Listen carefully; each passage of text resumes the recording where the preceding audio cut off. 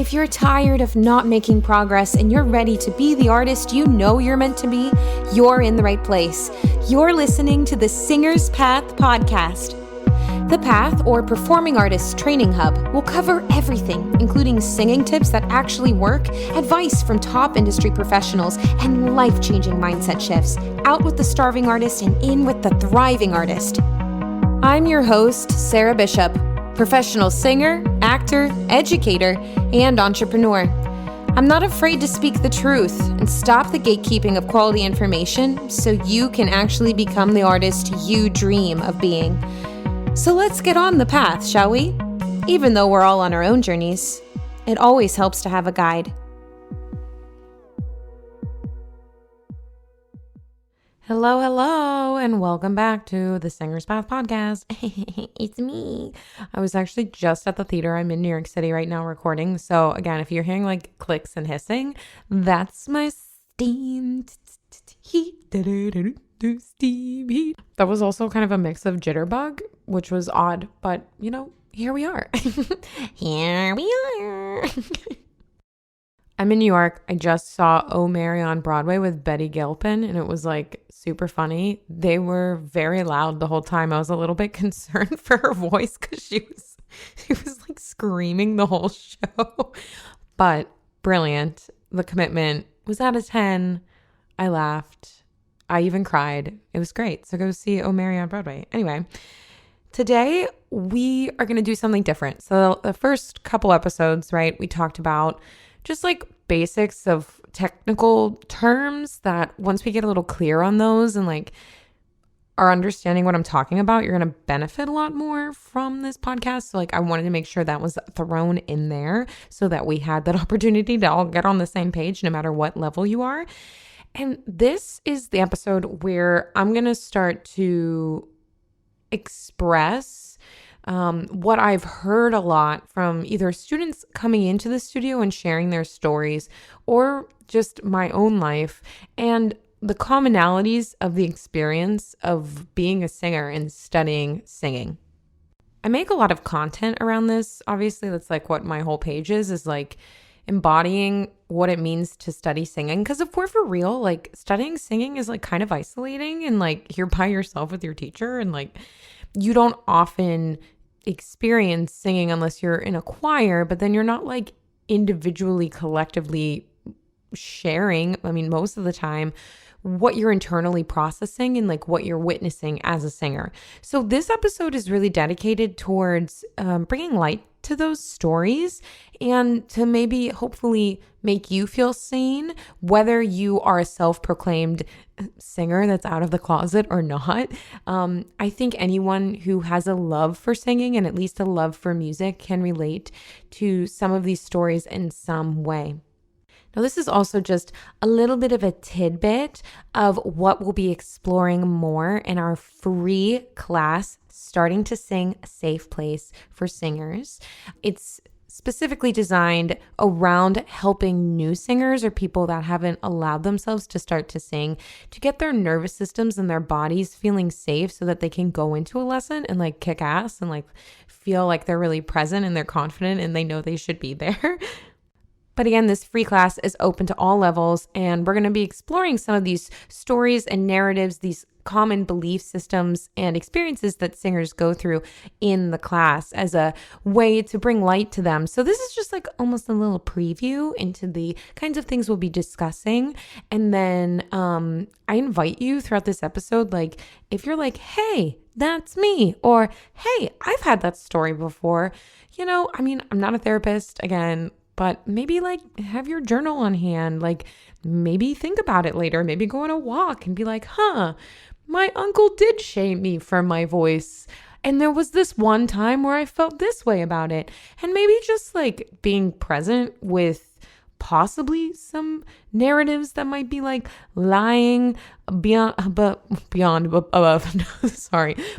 below the surface that are kind of just taking up space and perhaps are stopping us from really freeing our voice, right? Like that's the whole point of looking at these stories, is to be like, wait, that belief is kind of holding me back. And hey, that happened to me too. And maybe if we take the time to be with it and reflect on it, and we don't need to change it necessarily, but just honor ourselves in that experience, you'd be surprised like how much that clears up when we journal about it, or we sit with it, or we process it and we talk to someone.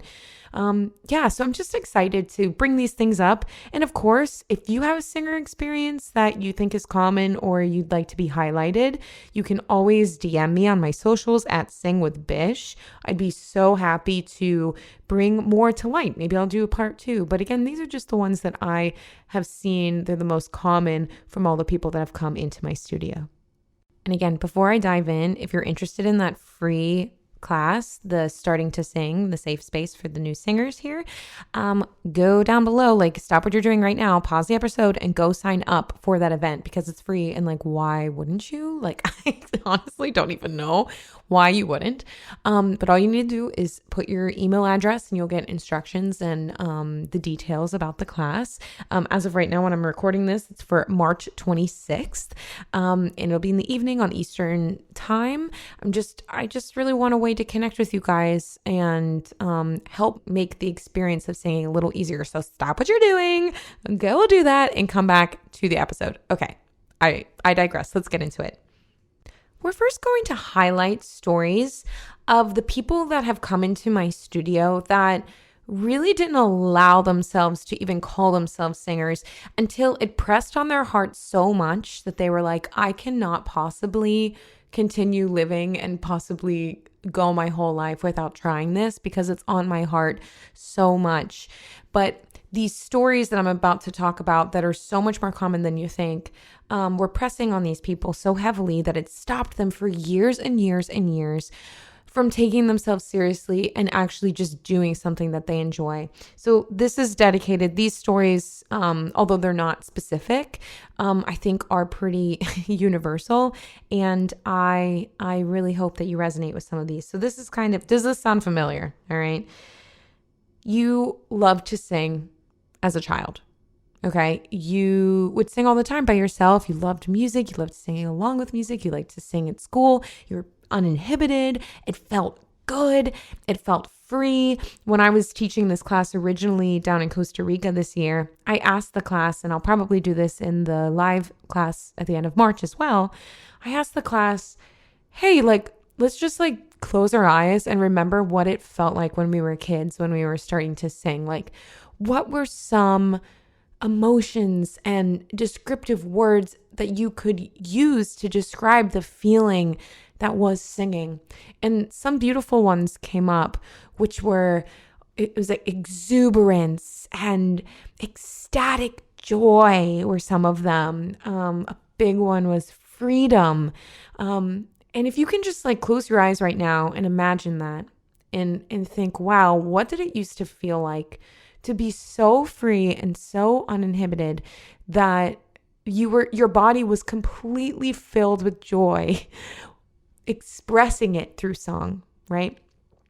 And if this was you, did at any point, right, you shared this love of singing, possibly to a parent, someone close, a friend, and maybe you didn't get the support or the validation that maybe you were seeking. It's going to be different for different people. Sometimes, it doesn't mean that you were shamed necessarily. We're going to talk about that later here in a second. But perhaps you you just weren't seen the way that you wanted to be seen. Maybe you had worked hard on preparing a song and you're like, hey mom, I want you to listen to me sing. And then your mom was like, okay, that's nice. Nice. But you could tell that they weren't really into it. It's funny actually, because my own father, even though he's been supportive in his way throughout the years, something that I really had to reckon with, even as I was becoming a professional singer, and I had to recognize, why do I want to have success? Why do I want to have notoriety? Why do I specifically want to be able to sing rock music really well? And through therapy and through like reflection, I actually realized that it was because my dad didn't really like the music that I sang. Like he didn't show the same support that my mom did or my grandmother did or my other grandparents did. He was kind of disconnected and like wasn't really interested. Now he came and he was there and like he did what he could, right, in his way. But like for me as a child, like I read that as like my dad doesn't really like my voice. Right. And so I invite you guys. And of course, if you're an adult, like we have compassion for our parents. Like I love my dad. Like I don't like hold that against him now. But I do recognize that that was something that like really was keeping me going for a long time, was seeking his validation. So if you're listening and that might have happened to you, you had a parent or a loved one or whoever you wanted attention from, they didn't give you the proper attention. I just want you to note that and kind of reflect on when and what that was. The second most common story, I swear to God, and it drives me crazy, like just how common this is. Like I think it's pretty cruel, but direct shaming. Have you ever been directly shamed for your voice? And this one's a real killer. This will take people out instantly. Like this one time my aunt made fun of me or my big brother made fun of me, and I was so mortified that I never tried to sing again, even though I really did love to sing. Or, oh my God, just the amount of teachers that I've heard. Oh, one time my chorus teacher said, "Oh, honey, you're not good enough to do the solo." Or, "Oh, I'm sorry, literally my dance teacher shamed me and said that like, this is not for you. Like I wasn't good enough at dancing for my parents to pay for a dance solo." Like it was a different time. If you're in your 30s or like late 20s, like when we were growing up, it was different. And I'm sure even being older than that, right? There was a change in how we speak to children. But, you know, people at one point were not afraid to be like, no. I mean, and think about that. Even the most famous singers, like there's a really famous story about Barbra Streisand being discouraged by her chorus teacher because like her nose was too big or something. Like you can't sing. And like God knows why people do this. Maybe they do think they're trying to help you. I mean, yes, there is the truth that like some people are born with more talent and they're going to be farther ahead, right? But like anyone can learn to sing and get better. So I really ultimately disagree with shaming people. I think if someone's in a state of delusion where they're like having trouble matching pitch and then they're going around spouting how they're going to be the next Brendan Urie, you know, there might be a little bit of gentle, like trying to bring someone back to earth in that stance, or just being like, you're gonna have to work really hard, man. I don't know what to tell you, you know, some kind of like leveling. But to tell a child that they can't sing is like so preposterous to me, especially when the child like clearly cares about it. I just think that's super wrong. So if that happened to you at any point, I want you to recognize who it was. You might have been older. It might have been a boyfriend or a husband.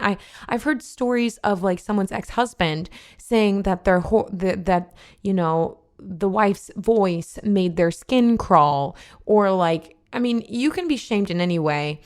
But just the direct shaming to me is like particularly heinous, but people do it. And so many people that I know have come in. I've experienced it with dancing.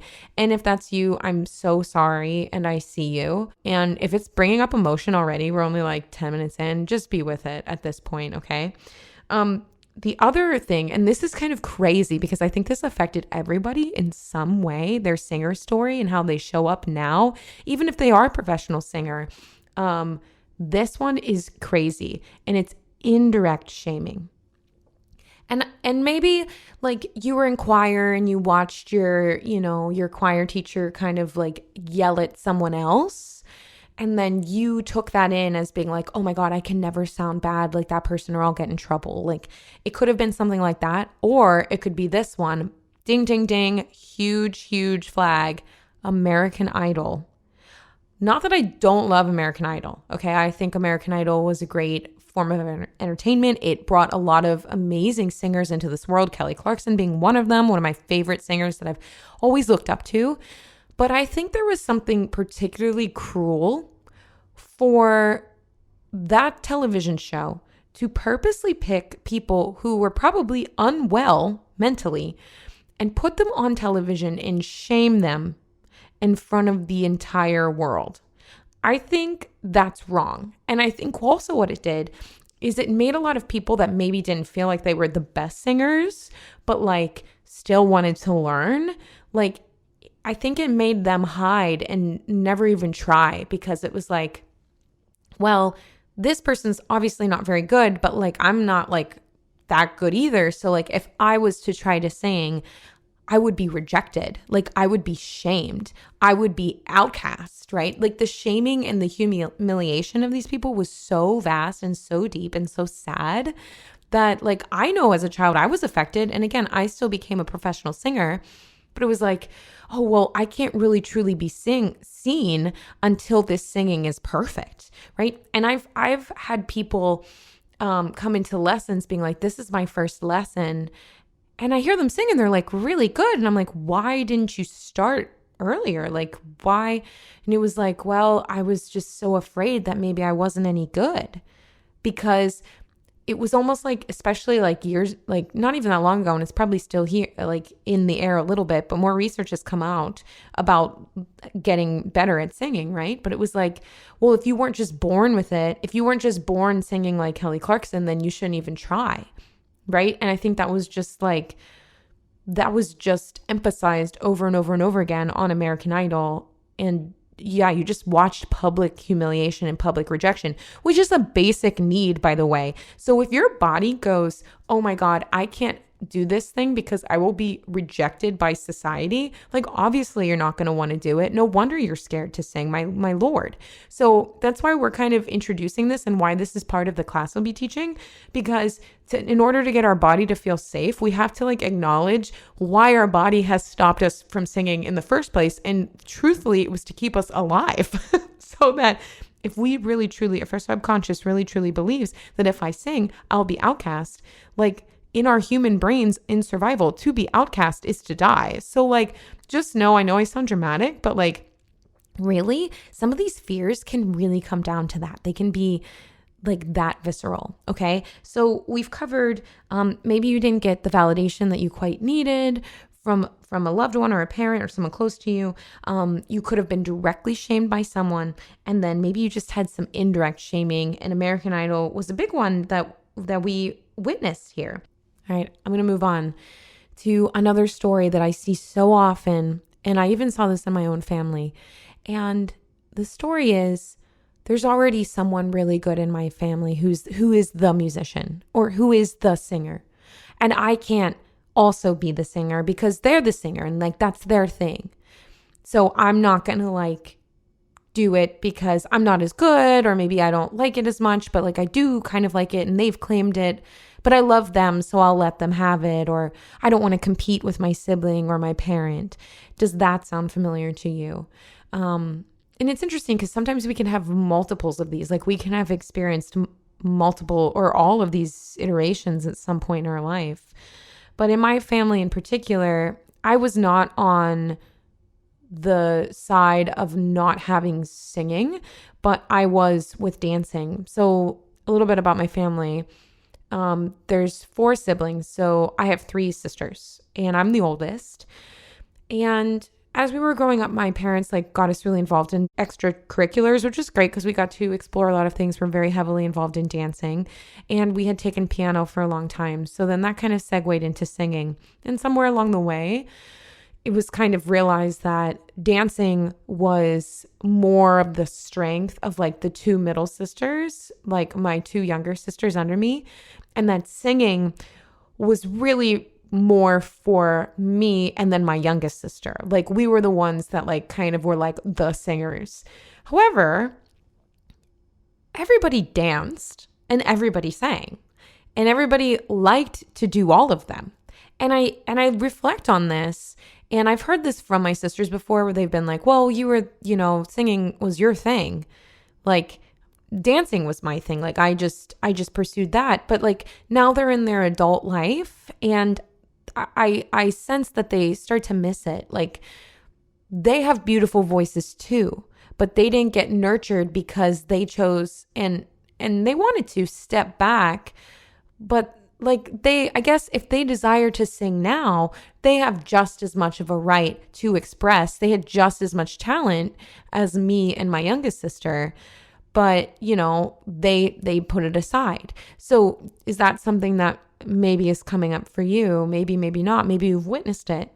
And it's not an issue unless you feel like all of these, I'm going to preface this, all of these are not an issue if they don't bother you, right? Like if it doesn't bother you that like you don't feel like you're being blocked in your expression, you don't feel like you have a problem singing, you don't feel like there's something under there. Like if you feel like fully expressed and joyful, or like you don't actually care about singing that much, then it shouldn't really matter that much. But I will say to the people that have been blocked by any of these stories, this will matter so much to get square with and look at and love within ourselves, these stories that we have.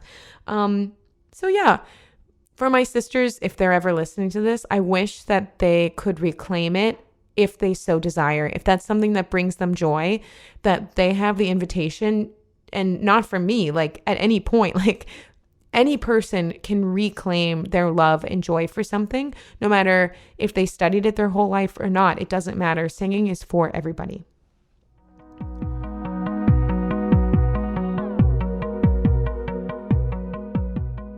All right, this one's kind of a crazy one. Sometimes the story of a singer who's blocking themselves from beginning, or they just feel like they can't really fully do it. Again, it's kind of like that Kelly Clarkson thing. Well, I wasn't born automatically singing like Kelly Clarkson, but I hold singing to such a high regard that I couldn't possibly try, because I know that I will never sound like Whitney Houston. Like they've already like written themselves off because they love singing so much, because their ear is actually so good, right? I don't know if you guys have any acquaintances of musicians that are like professional musicians, but like just can't sing very well. Like they have a hard time matching pitch very well. Often these people actually do have like perfect pitch, but they can't stand their own voice because they can't get their voice to do what their brain knows. And like I'm going to mention in next week's episode, or in a couple weeks, I don't know when it's coming out yet, but I have a whole episode kind of talking about like pitch matching and pitch memory. And I'll get into the fact that like you can have perfect pitch and have a hard time actually matching pitch physically. Like having perfect pitch is actually the perception of pitch. And it's like your brain's understanding of like how to tune an instrument, how to hear it, right? The recreation of pitch is specific to singers. And it's a muscular functional thing. So if you haven't practiced doing that, of course, it's going to be hard to sing perfectly on pitch if your muscles aren't used to doing that. So we're going to dive way into that and how you can actually train your body. And I have a course that helps you do that. You can actually train your body to remember to sing more in the middle of the pitch and do that repeatedly so you can stop beating yourself up. But generally these people that have this thing that they value singing so much that they won't even start. I invite you guys to allow yourself to be where you are and like give yourself the grace to be like, hey, like it's clear that I love this. Why am I stopping myself? Like, why am I not allowing myself to be a beginner at something? Why am I not even allowing myself to maybe even be bad at something? Like, what's the crime in that, right? And most of the time, these people are actually quite good, right? But they're not even allowing themselves to start because of the fear of being bad, because of the fear that they will never live up to their idols. And it's like, yo, like, that's kind of a cruel thing to do because you're not like even allowing yourself to start. And this is an important part of this episode where I'm going to ask you to tune back in to the original part of you that fell in love with music. Like, how old was that part that we started to tune into? That like baby child. They're like, in my body, she's like 3 years old. Okay. So when you tell yourself, no, you are not naturally the Simone Biles of singing, so you don't even get to try. You are talking in that voice, in that tone, to that young version of you that used to be ecstatic and joyful and love singing so much. That's who you're talking to. Love a little chime in from an ambulance in New York City here. But just keep that in mind. Like, if you're holding that higher of a standard for yourself, can you recognize that maybe the part of you that desires to sing is a child? And can you take that child's hand and be like, hey, actually, it's okay if we're just starting out to do something. This is clearly something you want to do. I'm going to allow you to start. That's so powerful. If that's you, if that's your type and that's your belief that you're holding on to, I really invite you to spend some time with that. Okay, I counted and I think that last type was type 5. Okay, so we've hit 5 different types of stories that singers hold on to or want to be singers who won't allow themselves to call themselves singers hold on to. Okay, so we're moving on. The 6th type of singer belief was, and this really messes up. We're kind of pivoting into people that like maybe are more experienced with singing, but they've become disillusioned with their love of singing and it's starting to hold them back and they're struggling to find joy again. And I've noticed that there's some common threads in this. And this one is their teacher doesn't allow them to actually sing the music they wanted. Even when they were growing up, maybe they were taking lessons, but their teacher refused to let them sing what they wanted. So then they kind of either just like gave up on it or they just kind of did singing because they were good at it, but they never really fell in love with it in the way that they desired, right? They have another style that they have in their head that they really do feel is their fullest expression, but they trained classically their whole life and they're like, oh my God, like I don't even know how to get started in this other style. Like maybe I shouldn't even do it because I only know how to sing classically because that's all my teacher would let me sing, right? That's something that's super common with, particularly my classical singers that come in. Actually, my associate Lily has that story. And I'm going to be releasing her podcast episode here where she talks about that in the next few weeks. But yeah, that's a really common one. You can be a killer singer and have a lot of talent and be ushered into this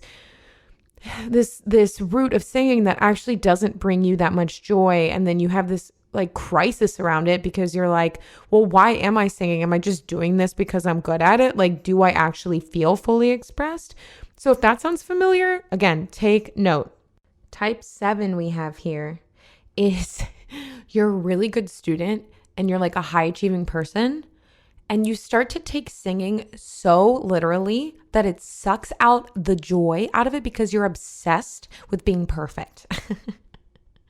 It's a big sabotage point for people actually, right? And we're talking about all these blocks and this isn't one that you would think would happen, but truly there is nothing that is going to actually block you from getting where you want to go more than locking down and demanding a result of yourself without staying open and curious and creative in the process of learning to sing. Okay. The minute you're like, and I have a story about this, but the minute you're like, I have to learn to sing this way perfectly, you are literally shutting the door on exploring the nuances that are necessary to actually get to the place you want to go. I know this one so well, unfortunately. So I didn't really know I wanted to do this professionally until I was a senior in high school, which was super late to audition for what I ended up going into, which was musical theater programs, which is going to be a whole series, a whole offer just to help people manage the process of auditioning for musical theater colleges because it's actually psychotic. Like it's so insane to get into a musical theater school. It is literally harder than getting into an Ivy League school. I know that sounds insane, but it's true. And when I was auditioning, I was actually really in a place of curiosity and surrender because I didn't really know if I could do it. I was like, well, I'm going to give it a shot and we're going to see. And I really love to do this. And I would love if this could be my career. But you know what? I'm not really that experienced, but I feel like it's on my heart. So I'm going to give it a go and see what happens. And so I went to every single one of these college auditions, like prepared. Like I was helped by quality people that ended up helping me get into these places. But I wasn't super attached to any outcome. I like knew I had room to grow and I was excited to grow. So I was really auditioning fully as a student that was open and curious and ready to learn. Then when I got to college, I was like, and I got into a top school, like CCM is one of the top in the world. And when I got there, something in me like was like, oh my God, now we have to sing perfectly. Like now we have to learn to belt because we have to do it well so that we can get a job. And this kind of leads me into my next type. People can really lose their joy. And this is kind of type 8. It's kind of together. People can really lose their joy, not only when they're obsessed with sounding perfect, but when they've denied how their instrument naturally wants to sound. Like when they're rejecting what their natural sound is. Now, don't get me wrong, okay?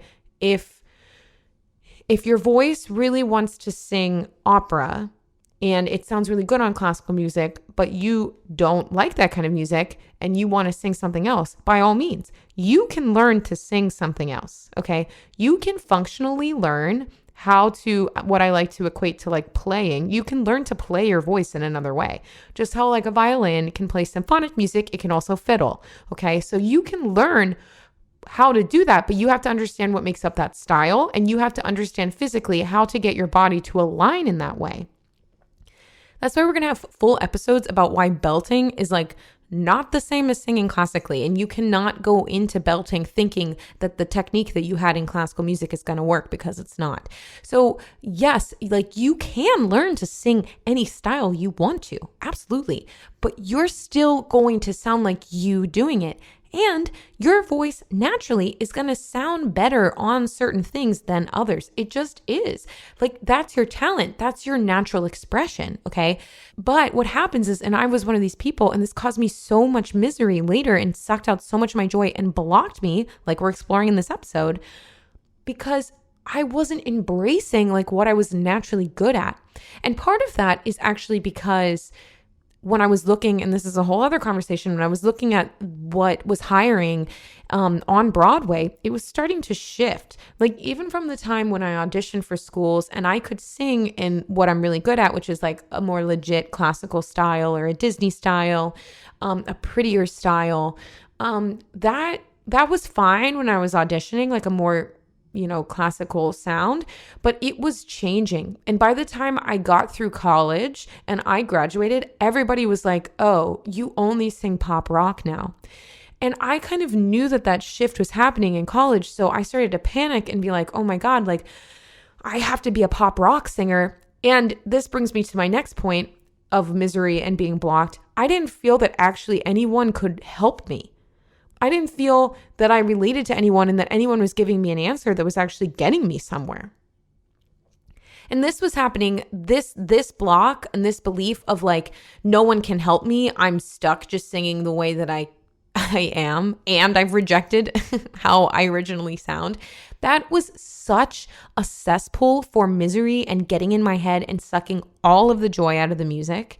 Like, and this is hugely common. Oh my God. Like this is such a universal experience for professional singers, because the very real thing is like, you do need to get a job. Like, okay, the job market is only doing this. Like that sucks. Like I'm not as good at that. Like, how do I learn? Okay, well, I need someone I trust that's going to be able to do it and know what they're talking about. And the other tricky thing about it here is that when you go to like casting director workshops and you go to music directors, like there are certain music professionals that will say that they can help you find this sound, and you'll go and like you're struggling to find the sound so you can get cast, right? And they don't know how to teach it either. Like I've been studying how to functionally differentiate between the styles. And from a pedagogical standpoint, like there are physical differences that you need to have happen, but there's also like emotional differences. There's style influence. I don't want to say there's like a physical posture to it, but there's almost like a physical embodiment of blues music and pop music and feeling the rhythm and putting your focus on something else that is different from even singing classical. So the layers of like, yes, you can learn to sing in different ways. However, Like, you need to deeply explore what are those differences in your body, even beyond pedagogy, even beyond a casting director telling you to sing in the color blue. That happened to me. That's why I said that. All that being said, okay, these blocks, these beliefs, I want you to note them. If they have come up, I want you to take stock, because you believing that no one can help you and that you're just deciding like, okay, so my voice isn't worth anything. It's not going to get me hired. I've rejected it. And now no one can help me. Like, what position does that put you in? Okay, that's just going to make you feel miserable and like you can't do anything about it. Okay. And for my professionals listening, I know this is a giant pain point because you want work and you want to sing for people. And the first step for you is you have to go back to that original sound that you have, and you have to fully embrace it, and you have to use it, and you have to appreciate it. Find places where you can express with that. And if it's you just putting things online, then so be it. Like, I started taking opera lessons because I was like, shit, like I feel like I actually had some potential in this region and I never knew. And that tickled, that touched something in me that I wish that I had explored before, and it helped me express in a way that was more full for me, doing something that I was actually good at versus me trying to like shove myself into a Paramore song, right? Which I've learned to do, but it doesn't come close to the authentic expression as singing a more classical song does for me. So the first step for you to move through this block is that you got to find a way to appreciate your natural sound. And then if your true desire is to express in a different way, if you really do need to functionally learn to do something, okay, I first invite you got to learn balance first. You got to learn how to functionally blend your voice in a neutral way. I don't mean bringing your head down in a classical way to mix and like just like straight toning head. Like, you need to learn to like evenly play your instrument. And then once you have that, I have a product that I'm going to be announcing more soon, but it's called Advanced Mix. And there'll be a special on it in the summertime. Like, you'll learn more about it, but that product will help you move from a balanced place to more of, like more appropriate for mixed belting, more choice in that difference of tone quality compared to the classical singing. Okay. So that's something that exists. If you're like, what is this balance you're talking about? Like, what do you mean I have to like come to the center? I have something for that too. I want you to stay tuned in the next few weeks. There is going to be another thing happening where you're going to be able to get some help doing that. But if you're sitting in your diaper being like, and I don't mean to sound condescending, I'm going to do a whole episode on poopy diaper phase. But if your beliefs and like some real life things that have happened to you that have made you reflect and reject your voice so much is just making you sit in the shit of it all, like, there are actual things to help you. And I'm trying my best to get them to you so that you can help yourself. Okay. But open yourself, like, maybe I can find the right person or the right teacher that can help me free my voice in the way that I want. I know they're out there and I know that they're here to help me. And if you change your belief around that, I swear to God, it's going to get a lot easier. Sorry, my steam heat has started. You can hear this hissing in the background. But my final type, this type of belief that blocks people, and it doesn't really matter if you're professional or not, but more often than not, this is actually back to kind of more people that haven't studied so much, is that they believe that they can't sing high. Okay. And I made a whole video about this, and oh my God, it triggered people so badly. It triggered people so much because, yes, I know there are instruments in which they have thicker vocal folds. Like, they're honest to God altos, honest to God baritones and basses, where they don't get as high, right? Or it doesn't sound the same when they go as high. Like, I'm acknowledging that there are people that actually exist, and those voice types are super underappreciated. I know.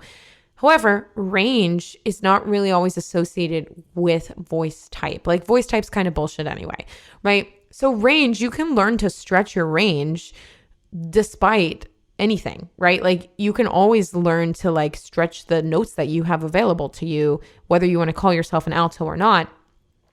And what a lot of people do is they completely limit themselves, and they don't even realize that they have this entire extension at the top of their voice because they've just automatically decided, like, I'm uncomfortable. I don't feel good going up there. It doesn't sound good to me. It sounds squeaky and it sounds shitty. And like, I'm not even going to try.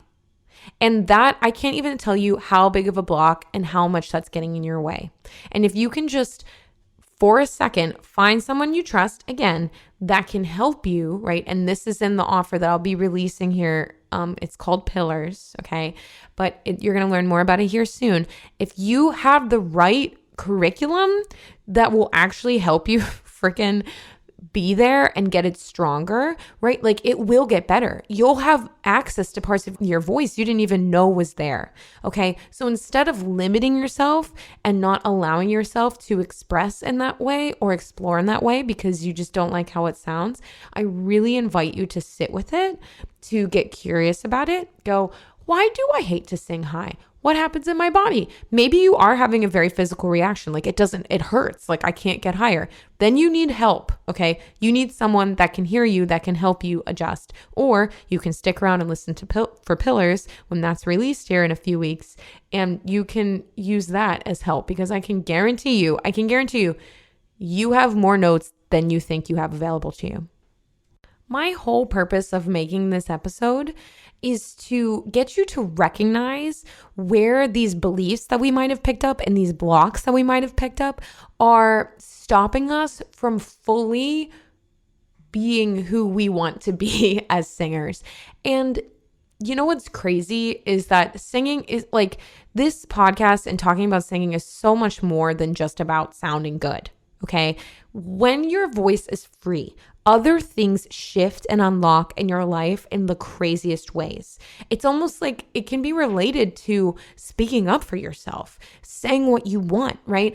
The throat chakra, right? And I'm not going to talk a ton about chakras here, but the openness of your throat and the way that singing can like heal and move other blocks in your body is so incredible and so insane and so healing that if you could just allow yourself to start to sing, and sing from a place of joy. Maybe you are singing, but like you've lost your love of singing. If you can return to that childlike state of ecstasy, ecstatic joy, expression, creativity, freedom uninhibited, I can guarantee you it will trickle out into the quality of your life. And I'm so passionate about this. I'm so passionate about helping you realize that you have a right to sing just as much as anyone else. Even if you don't sound like Kelly Clarkson, I don't care. Singing is a right. It's a right of expression, and it's a right of creativity, and it's a right to joy. And so I hope that by exploring some of these types, some of these beliefs that you may have, I hope that bringing them to light is going to offer you some clarity in which you can start to at least sit and be with and see what may be stopping you from getting to that point again in your life. This concludes our episode. It was kind of a deep one where we're just kind of combing through all the ways that we might be looking at singing in an unhealthy way or an unhelpful way. But we're going to actually explore this even more in class, the free class that's going to take place on March 26th, which is Starting to Sing, a Safe Place for Singers. I believe the title will be Safe Place for New Singers, but it doesn't matter if you're new or not, but the emphasis is safe space, right? It's getting your body to feel safe, because the more that we are present in our body and we're actually picking up, because we're present, we're picking up these subtle nuances and we're staying curious. I could guarantee you all the money I have, I swear to God, the more you can feel safe and present and curious and open, the faster you will actually get better, the closer you will actually get to singing the way that you want to. But this is the first step, is to get familiar with what's living in the brain rent-free here. So I hope this was helpful. I hope you feel seen, and I hope that you can sit with yourself now and give yourself a lot of love. Give yourself a lot of love with this. And I really hope to see you at the Starting to Sing class, the free event that we are holding. Again, sign up if you haven't. I don't know why you wouldn't. And I will talk to you next week.